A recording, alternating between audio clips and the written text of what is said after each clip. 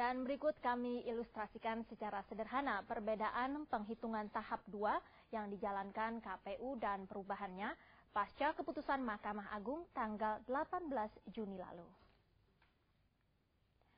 Penghitungan pembagian kursi DPR RI dibagi dalam 3 tahap. Tahap 1, satu kursi DPR RI akan diberikan kepada partai politik yang mendapat suara sama dengan bilangan pembagi pemilih atau BPP. Pada penghitungan tahap 2, angka BPP diturunkan 50% sehingga satu kursi DPR akan diberikan kepada parpol yang memiliki suara setengah BPP. Pada tahap ketiga, bila masih ada kursi tersisa, akan ditarik ke provinsi. Begitu pula dengan suara sisa. Di tingkat provinsi akan dicari BPP provinsi dan parpol yang sisa suara gabungan di provinsi mencukupi BPP tersebut dapat satu kursi.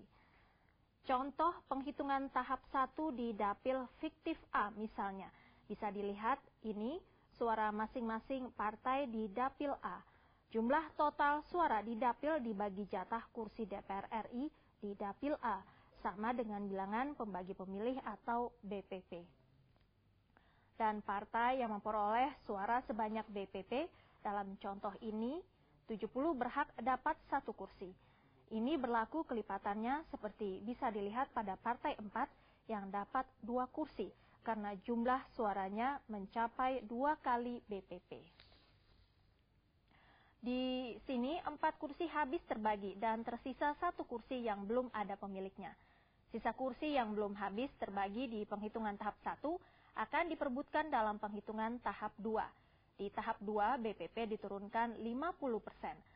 Parpol yang memiliki suara mencapai 50% berhak mendapat kursi di penghitungan tahap 2.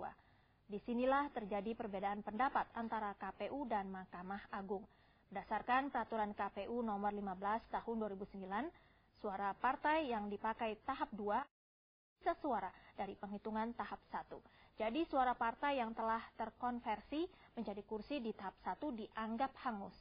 Berdasarkan peraturan KPU dalam contoh ini, hanya satu partai yang punya sisa suara sama dengan 50% BPP, yaitu nomor 3. Tapi Mahkamah Agung 18 Juni lalu membatalkan peraturan KPU tadi. Dengan begitu, aturan pembagian kursi sisa pada penghitungan tahap 2 kembali mengacu pada pasal 205 ayat 4 Undang-Undang nomor 10 tahun 2008 tentang pemilu legislatif, yang menyatakan pada tahap 2 sisa kursi dibagi ke partai peserta pemilu yang memperoleh suara sekurang-kurangnya 50% dari BPP. Di sini tidak disebutkan apapun mengenai sisa suara ataupun suara yang telah terkonversi menjadi kursi hangus. Jadi suara yang dihitung pada tahap 2 adalah suara awal, bukan sisa suara setelah pembagian kursi tahap 1. Akibatnya dalam dapil A, di contoh ini semua partai berhak mendapat kursi sisa di penghitungan tahap 2 karena semuanya mendapat suara sebesar setengah BPP atau 35. Ini membuat banyak perubahan pada penghitungan kursi yang telah dijalankan KPU.